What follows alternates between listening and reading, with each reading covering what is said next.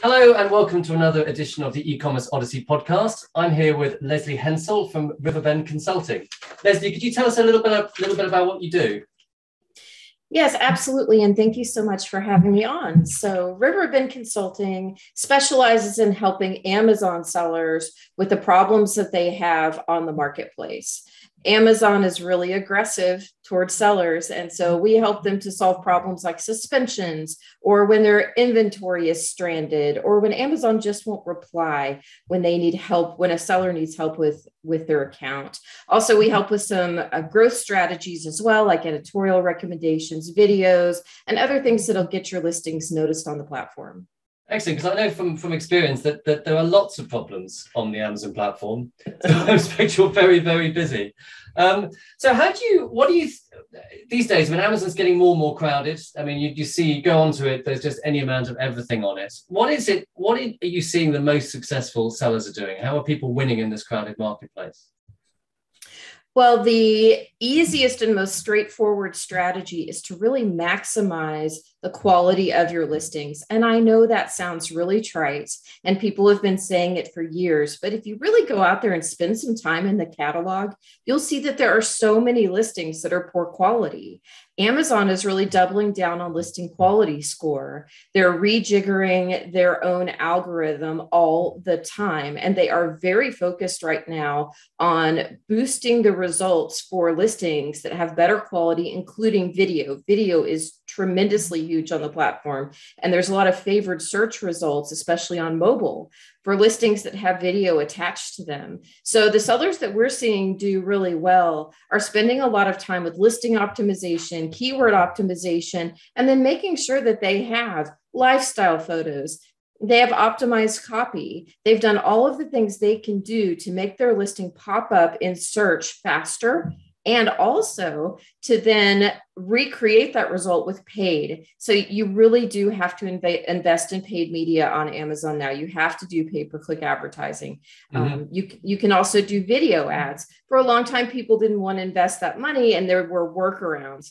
Well, now that you cannot get away with all of the various forms of review manipulation and product giveaways, and they're really cracking down on those things, it is super important that you invest in paid media in a smart way, but also optimize your listing. When you don't do those two things, you can actually pop up 1, 2, 3 times on the first page of search. Mm-hmm. So it's getting the basics right, which is really the case in e-commerce generally. I think the quality listings, and you have to start, run, and to get positioning, you really need to be spending money on paid media these days. You really do. And it sounds so basic. And yet, even some really good selling products out there have not optimized their listings. And I'm really shocked sometimes at the major brands that don't really have a great e-commerce strategy for Amazon, or their strategy was kind of an afterthought. So major household products that you buy every day at a grocery store or corner market, if you go on Amazon and look at their listings, a lot of times they're garbage. There's no A+ content, there's no nothing, right? I think it's a kind of tragedy of the commons thing going on, because lots of people selling on the same listing. And therefore, that's why you're getting these kind of challenger brands coming in, because it's them. They're the only person selling on that listing. So those really incentivized to make a really good listing. Whereas if you've got the kind of household grocery kind of items, which should be doing well, Amazon's always been a small part of what they do. They sell through wholesalers. No one really owns a listing, and therefore it kind of atrophies. I think it gets created by lots of people, and it's right. No one cares for it. Exactly. And so if the major brand doesn't go out and get Amazon brand registry and invest the time, you can actually compete against them as a small seller for exactly the reasons that you said. Because if you're willing to invest in PPC, you're willing to have those lifestyle images and have that great content, you're going to be rewarded by that algorithm if you do a really great job, and you really can compete that way. So back to the basics, it sounds so simple, and you're like, oh, everyone's already doing that. No, actually they're not. And then the other biggest challenge right now, I think, that great sellers are the ones doing it the right way, is making sure they don't run out of stock. When you run out of stock on Amazon, your listing, it just goes down the tubes really fast, right? You lose all of your rank that you've worked so hard, your bestseller ranking. And so people who can really manage that and have found ways to stay in stock, they are really being rewarded right now. Mm-hmm. So do you find, I mean, my experience with Amazon is that it's becoming a more difficult platform to sell on. They are always creating new, there's new metrics, and always just, saying for, seller fulfilled Prime, you had to start shipping on a Saturday. Do you think that is because, they're trying to get rid of sellers by making it more difficult for sellers? I don't think they're trying to get rid of sellers. I think there are a lot of forces at work, and sometimes Amazon has policies that probably make sense to the people internal at Amazon to meet some certain goal, but to the rest of us on the outside, it's obviously not working the way that it's intended. So, for example, the seller fulfilled Prime, wow, the new metrics around that are just crazy. You really have to offer 1 day if you want to have seller fulfilled Prime instead of it being 2 day. It's a hot mess. Here in the United States, where we have such wide geographic spread, it is almost impossible to do it unless you have multiple warehouses that can ship the same day. So Amazon thought, we're going to make sure that customers have the same experience as if things are shipping from an Amazon fulfillment center. So we're going to have these super strict rules. And, Seller Fulfilled Prime was created to actually offer more selection available at prime speed. And then Amazon completely undid that and went backwards for the customer experience, because they've actually shut all of these seller fulfilled Prime sellers out of the marketplace who can't do it, don't want to do it. You've got, in my experience, it was on Amazon, you've got almost different, you've got one side of Amazon ringing you up saying, why don't you do this? Why don't you do that? Why don't you do SFP? And then the other side of Amazon is creating these very difficult metrics, which are very difficult to actually meet. I had a discussion with an Amazon account manager, and they said, oh, it's because, customers are always expecting more and we're trying to meet that. And I was like, no, from my opinion is they expect more because you tell them that they should be expecting more. And the great irony is during the time they created the new SFP rules, it was right before COVID, right, when they put all of that into place. And then during COVID, Amazon wasn't meeting any of its shipping goals, and they still don't. So there are a lot of SFP sellers who've stopped doing SFP who are probably beating Amazon's metrics. I have stuff delayed all the time. I have like 5 fulfillment centers near my house. So a lot of times I can receive items the same day. But then there will be something that I don't get for 5 days, 6 days that was supposed to be 2 day Prime. So Amazon, blithely ignores all of the rules for itself. And yet they're putting these expectations on third-party sellers that make no sense. And then they reduce selection on their own platform for speedy delivery. It makes no sense. So you see, I have this theory about Amazon, right? That is what I would call it. I call the Amazon deep state, right? So you've got what you can see, that you can use that. You've got what you can see at the top. Right, and then you've got what is going on underneath, which is all stuck together with sticky tape, and what do you think? I mean, do you think that because I think that people have this impression that Amazon is a very slick organization, but I see these problems like you see, and I think like their catalog is very hard to use. If you've got a problem, it's very hard to fix. Yes. And if you fall foul of a rule, it can be almost impossible to fix it. So what do you think? I mean, do you think that is it becoming unwieldy as an organization? Yes, and part of the issue is that it's a very siloed organization that values an entrepreneurial spirit inside of the organization. So each person is supposed to be very self-motivated and meet their own goals and push forward these projects, and they're not really working in concert with everyone else. So when you talk about things held together with sticky tape, we talk a lot about rubber bands and paper clips, because the technology systems at Amazon, the backend technology, they don't all work together. There's a reason Seller Central has not been updated in 11 years, except for these little tiny patches that they've thrown on, like the widgets on the home page. A true upgrade has not happened. And it's because it's all of these different little pieces of programming. The entire organization is run that way. I have 15 ex-Amazon employees on my staff, and they talk a lot about the goals being set by different managers that didn't match, or the goal that was set by a director over here and he had no idea what the operational effect was on the other side of the organization. So much of that really happens there. It's such a highly thought of company, and they've done so many groundbreaking things. And let's face it, the online marketplace they've created is amazing and unlike anything literally in the history of the world. And yet the organization does not run in a cohesive fashion the way that you might think. So someone might say, okay, we really need to cut back on counterfeits on the platform. And so they will have this directive for seller performance, and then they will over enforce and they will catch up all of these sellers that aren't selling counterfeit, for example, or restricted products. We've all seen that with pesticides and other restricted products. Yes, pesticides. So you've got if a product gets flagged as something, you can't say to them, look, you get something which isn't a pesticide, and there'll be a thing saying, tell us why you can sell this pesticide.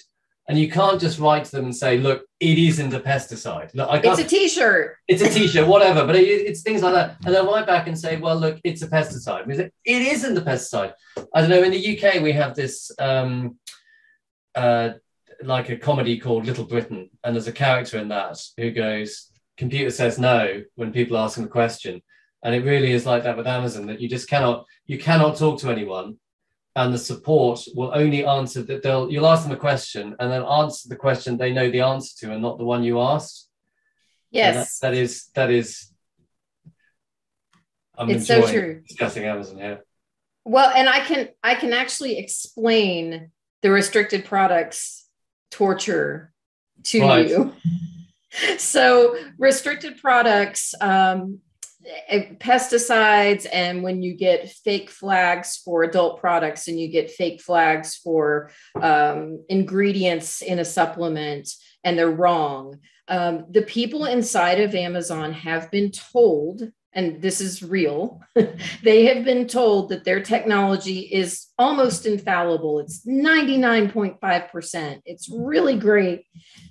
Excuse me. So that when something is flagged for one of these reasons, that they can trust that the flag is accurate. And so people on the front line, the first level person who's looking at your appeal, they pretty much do not feel empowered to overturn that, because they're going to believe the technology. And they've also been told a lot of these directives are from legal, because when it comes to things like restricted products, those are based on some kind of a law. It's based on the EPA here in the United States, the Environmental Protection Agency. That's where all the pesticide stuff comes from. And there are other restricted products that are based on prohibited ingredients, for example. So it's all legally based. So they do not feel like they can overcome and say, oh, okay, you're telling me that this isn't a pesticide, so I'm good. So at our company, we write appeals for people all day long. We write account appeals and ASIN appeals. And in our ASIN appeals, most of the time with restricted products, they are not successful at the front line. We escalate to other people in the Amazon organization and say, hey, look over there. They're not enforcing the policy right.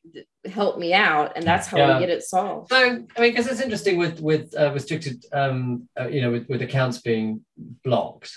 I mean, my experience is that it's, that you have to go through a very specific process of appealing, and I refer to it as starting at maximum grovel. So you've got to no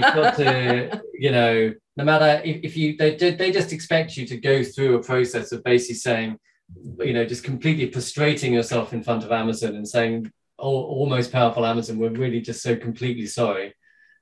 We just, and then just making more outlandish promises until they accept your promises. And but the really difficult thing is, I mean, if an account gets quote unquote permanently shut down, getting it reopened is extremely hard. Yes, it is. So what would your advice be to someone who has had their account suspended, to sort the problem out?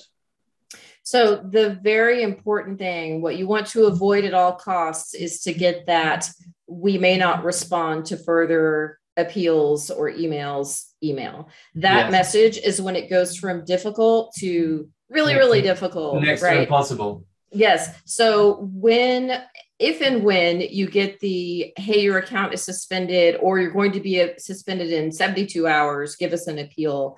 The first thing is to not knee jerk. A lot of people, the reason their appeals fail is that they knee jerk, and they either defend themselves and say, we didn't do anything. You're wrong. What are you talking about? They ask Amazon for information, which Amazon is not going to give you information. Sorry, they expect you to know everything. Or they write an appeal that is essentially meaningless. It doesn't actually address the problem at hand.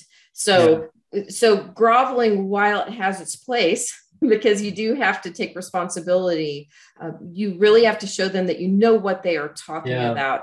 So that means taking a step back, trying to not be emotional, and look at your account. So if it's about condition, it's used, sold as new, go through all of the reports that they have available, go through all the comments and the feedback and the reviews, and look for instances where people complained that something wasn't new. Look through your messages and try and, even if it's not really valid, which happens. I have a lot of clients who've been suspended, and frankly, I don't think they should have been. It was over enforcement. However, you still have to take it seriously and look through all the data as if it is valid, and spend that time, invest that time, and base an appeal on those facts the best you can, without being defensive. And I get it that people don't want to admit fault, especially if you're not really at fault. But you still have to find something to cop to, find something that you can say, we can do better. This is what we can do better. Because I think what I mean by full grovel is, no excuses. You've got to accept, right. You can say, yes, we are at fault. We recognize that we recognize we did this. This is how we fixed it. I think basically again, it's simple stuff.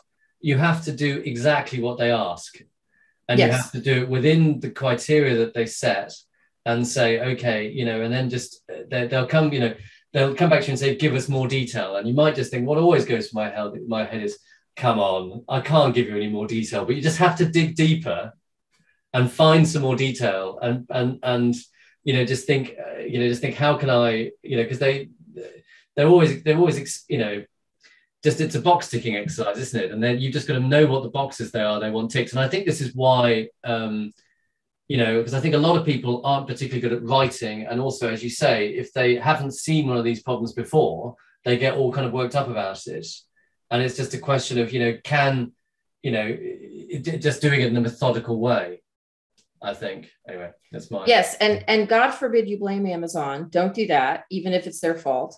Because sometimes it is their fault. For example, on a condition appeal where someone says they received something that was used and it's supposed to be new, if you use FBA, their returns grading processes are terrible.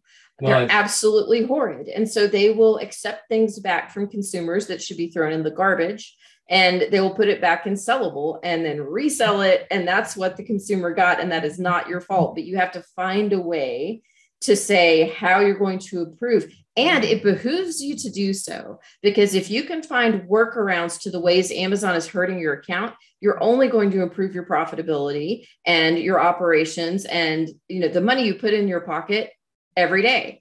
So you can't say, so great example is expiration. People expect Amazon to manage their expiration dates. People expect Amazon to actually do first in, first out. Amazon does not do first in, first out. They transship inventory all over the country. Sometimes they transship it across borders. They can't do first in, first out. It's a nice idea. It doesn't happen. So you cannot expect that they're going to sell out, if you're a supplement seller, that they're going to sell out the whole lot that you sent in before they start selling the next lot you sent in. So you have to find a way to manage those expiration dates instead of ending up with expired inventory and having angry customers and getting the ASIN shut down and blaming Amazon, even though it's probably really their fault. Right. Yeah. So I think this is the there's,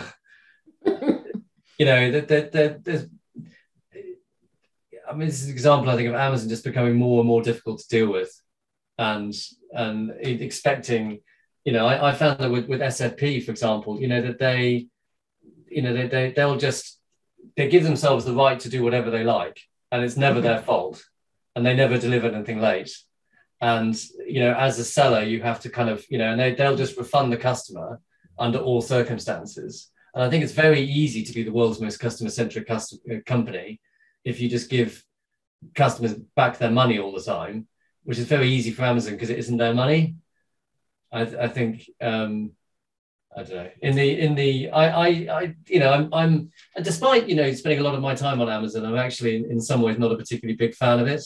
I mean, it's a machine that works amazingly well, but I think it's a pity there's not more competition. I think it's a pity that you don't have, that eBay didn't manage to get bigger, or that Google or these other companies didn't have more of a competitor to Amazon. Because one day, what monopolies do, and Amazon is a monopoly, is they start to offer bad service to people and they start to put up the prices. That's just what monopolies do. And you see, I think, in the way they treat sellers appallingly, and they can do that because they're the only show in town. And with, I don't know what your experience is, but I mean, with eBay, my retail company had a problem with eBay. I just wrote to the eBay managing director and said, come on, we're nice people, can you help us out? Next day, the problem got sorted. I wrote to Jeff in Seattle and just got a message back saying, Jeff doesn't care, basically. So well, and I absolutely agree with you that the goal is to be customer centric. It's also easy to be customer centric when the bottom line is not actually your focus. I'm not saying they don't want to make money. I'm saying that isn't the number one goal. The number one goal is increasing their market reach, increasing the number of prime customers. It's a long-term play, right? Because their profitability is actually coming from AWS right now. Yes. More so than retail. So in retail, it's just to improve the Amazon brand, expand it more, be the great and powerful Oz on the retail side, even if you have to give a lot of concessions to do it, and they're okay with that. Vendors and sellers get the brunt of it. Both vendors and sellers have fraught relationships with Amazon, and Amazon really does believe every single one of us is replaceable. I'm replaceable on the platform. You're replaceable on the platform. We're all replaceable. Yes. Because someone else will step in with another product. So it really is difficult. They used to be more seller centric. They used to believe more in the seller partner relationship. I think some of that has gotten lost with the growth. Yeah. So do you think, where do you think Amazon's heading? Do you think that the kind of the status quo is going to continue, or do you think that they're going to have to become a bit nicer, or they're just going to continue becoming more horrible? That's a really good question. There is a lot of noise about regulation here in the United States. I know there already has been some in the EU and some enforcement for anti-competitive and monopolistic behaviors. A lot of noise about that here as well, that I think it's going to force them to step back a bit. Recently, there was a real problem here in the US. I know it was rolled out a little bit in the UK, but I don't think it was the full thing, where Amazon had the Amazon Standards for Brands, where they decided that they were going to dictate how third-party sellers were pricing their products. This is new. It's actually against Amazon policy, which clearly states that third-party sellers set their own pricing. But Amazon launched this entire project with a whole staff this year in January, February, and started rolling it out across the biggest sellers in the US and telling them how to price their products. And if they wouldn't price their products the way Amazon wanted them to, Amazon would restrict their access to major national brands that they've been selling for years. So, unfortunately for Amazon, when this started leaking out in the news, some governmental figures got a little upset about it, because that all sounds a whole lot like price fixing. And they that is price fixing. That's right, because it was because they got in Europe, they used to say that you could only sell, Amazon had to be your cheapest price. So they said in the contract that you weren't allowed to sell cheaper off Amazon than you were selling on Amazon, but that is price fixing. So they had to roll back on that. And I think there was some really misguided thinking inside of Amazon, where they believed that if their price fixing was helping the consumer, by providing the consumer with the lowest cost and helping to push down prices across all platforms, that somehow that excused the price fixing. Like, price fixing to be lower is okay, just price fixing to go higher is bad. But that's not the case, because manufacturers and brand owners literally couldn't set their own pricing on Amazon because Amazon was forcing them to be at a certain rate. So I think as these things continue to happen and continue to come out, they're gonna walk back some stuff. I don't think they're ever necessarily going to get a whole lot friendlier to sellers, though. But you think sellers have it bad, vendors have it even worse. So right. Third-party sellers have a little better life, in my opinion. Not everyone agrees with me, but I would say being a third-party seller is a heck of a lot better than being a vendor. Really, it's an undignified business, so worse than really awful. It is an undignified business, and I just think sometimes oh dearie me, after the trouble. I mean, we had multiple accounts which I basically, very much through my own fault, managed to get quote unquote permanently shut down. And the only way we managed to get them reopened was to go onto LinkedIn and find some friendly Amazon people who managed to sort it out. And it's, I think that once you go, you have a problem which, as you say, they won't respond to you anymore, then it becomes a question of, guess why we're upset with you. And you can't guess because they won't tell you. Right. So it becomes next to impossible. And I think that, in the past, I mean, Amazon owns the digital high street, or Main Street in the USA, would say. And, you can't, they've privatized a kind of almost like a public asset. Whereas, I mean, you can just go and open a shop. No one going to stop you opening a shop. But once Amazon has, for its own reasons, decided to shut your account down, you just can't reopen it. You can't trade. And, right. You've got to be really, as a seller, you've got to be really careful. You don't get yourself in that kind of situation. Right. And you're correct about them not telling you things, especially a lot of accounts recently have started to be shut down for what they call Section 3. That is code of conduct. And code of conduct is one of those catch-alls. It could mean anything.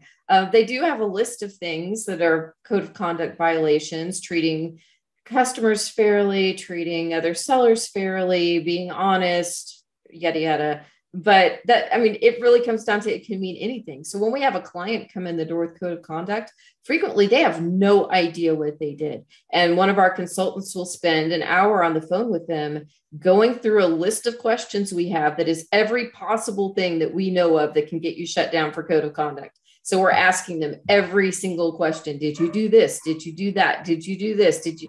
And we have to convince them to tell us the truth, because they're probably quite embarrassed about what they've done as well. Yes, people are embarrassed, or they're afraid we're going to tell somebody, or because you know how you feel paranoid when you've done something, if you've done something, right? And you're afraid someone's going to tell someone, oh, I don't care what you did. I just need to know so I can fix it with Amazon, so I can solve the problem for you. But yes, they're very embarrassed, but sometimes we can't even ever figure it out. And we have to go to Amazon and say, these are the things we think may have happened.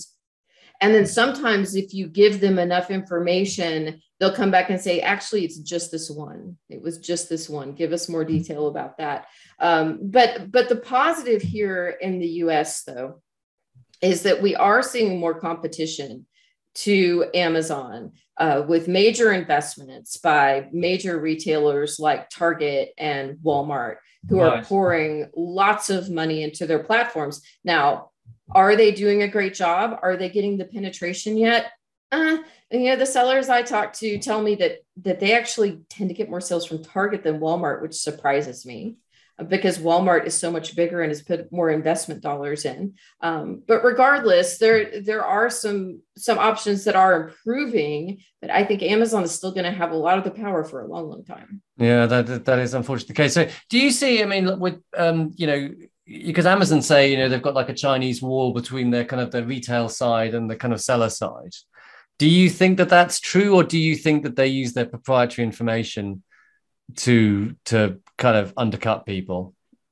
Unfortunately, I've seen several examples that prove that they use proprietary information that they are not supposed to across the organization. So they have rules that people have to take information security classes at Amazon. They have to take a test. They have to do it every, I think, 3 years to say that they know the policies, that they understand what they are and are not supposed to do.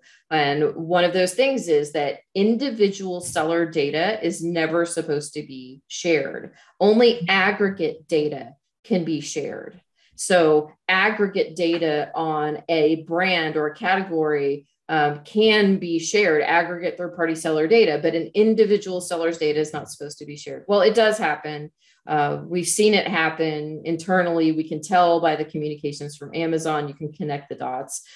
We have seen the vendor team use brand registry information to target third-party sellers who used to be on vendor. We have seen them connect the dots to put linked accounts together when they are really not supposed to be using that particular information to put linked accounts together. And of course, everyone knows about how they use third-party data to decide to launch new products and market those products and compete with third-party sellers who have their own private label products. There is going to be a reckoning on this, whether they like it or not. Jeff Bezos got up before Congress and said that this shouldn't happen and rarely happens. And they have policies to make sure it doesn't happen. And then someone promptly leaked a massive report that was several years old that showed all of the holes in how Amazon manages this data and totally fails to enforce against employees who wrongly use this data. So if there is anything that I think Amazon should be enforced against by the federal government, or there should be legislation, it is on this particular issue, because they are violating their own policies each and every day. So do you think that one day they're going to have to choose between being a retailer and being a marketplace? They can't, because that's going to come to an end one day. That is what there are some legislators in the United States pushing for. I hope that doesn't happen, because that will hurt third-party sellers dramatically. Why is that? Because they like buying from Amazon and they see the third-party sellers at the same time? If Amazon is forced to choose, Amazon is going to choose what it has been investing its resources into, which is developing its own products. They have already put a lot of money into Amazon brands. They are not going to equally promote to platforms. It's just not going to happen. Right. I think they would drop the marketplace sellers, or it would end up being like an eBay that is an afterthought. And all of the marketing dollars are going to go into promoting what Amazon controls, which is its retail products that it purchases from vendors and the products that it sells itself. And the problem with that, these legislators wrongly believe that this is going to make things better for third-party sellers and consumers. It will actually only make Amazon more of a monopoly, because instead of third-party sellers who sell 55% of the products on Amazon, instead of having that selection available for consumers, and instead of having this wonderful incubator where people can launch new products, those will all be gone. And it will just be what Amazon buys from vendors. And they will only have a certain number of vendor relationships. And it'll be just like going into a Walmart or a Target where there's limited selection. It'll be bad for everybody. That's a really interesting, I hadn't thought of that. That's a really interesting perspective.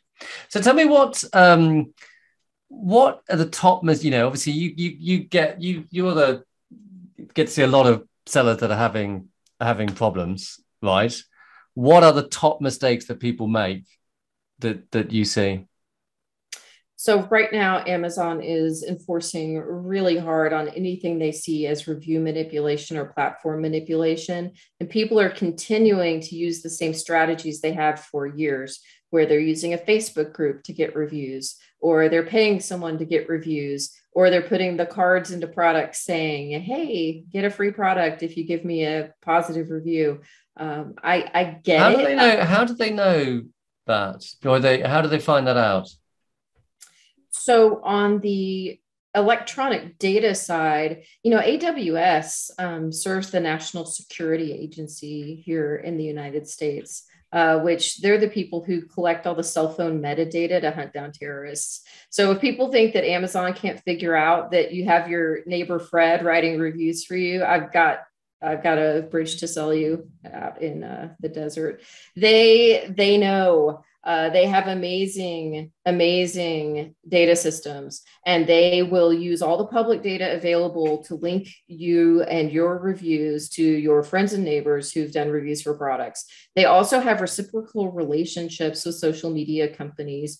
There are reciprocal relationships. There's an agreement signed by like Facebook and Twitter and Amazon and all of these other large platforms where they're trying to stop fraud across platforms. So they will share data with each other when they see fraud. So that's how Amazon finds these Facebook groups that are sending all the referral links. So don't do it, is what you're saying. Just don't think you're smarter than Amazon.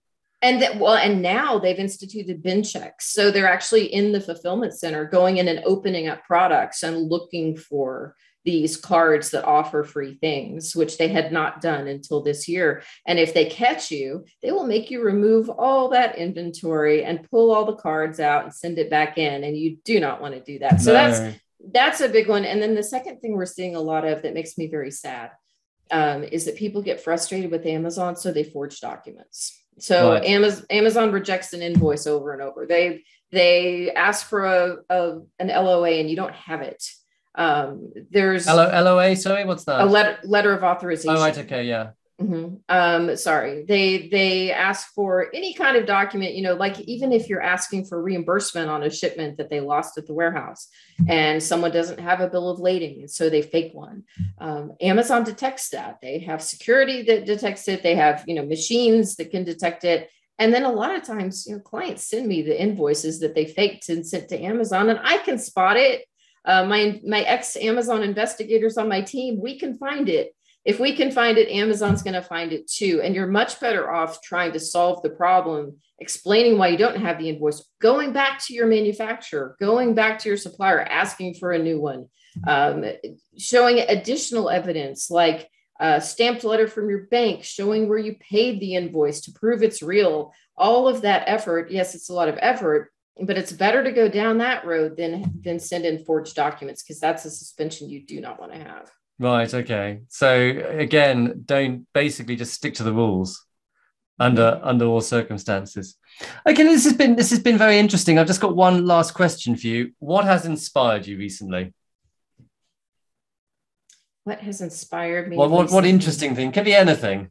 What book have you read? What film have you seen? What business have you come across? You know what? It is. We were talking off camera about this before we started.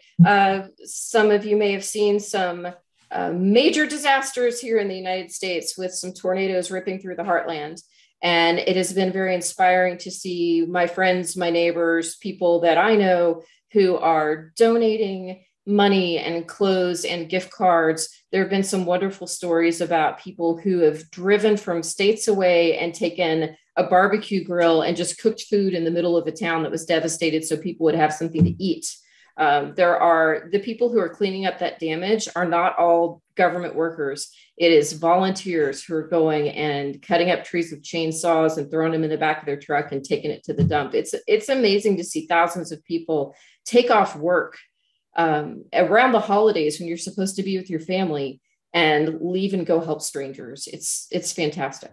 That really is the best of America. I'm inspired by that too. So, Lesley, it's been great talking to you, and it sounds like you're like an emergency service for Amazon sellers.